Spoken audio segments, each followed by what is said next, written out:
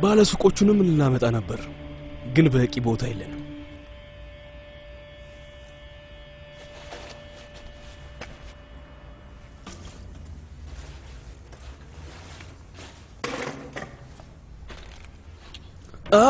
ማንነትህን ላስተዋውቃቸው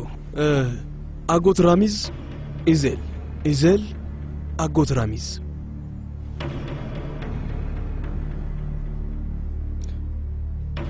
ተናገር አጎቴ አሁን ስለ ኦማር ንገረኝ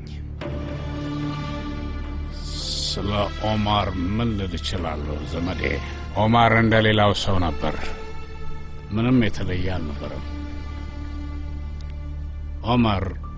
የተማረ አልነበረም ኦማር ሞኝ ነበር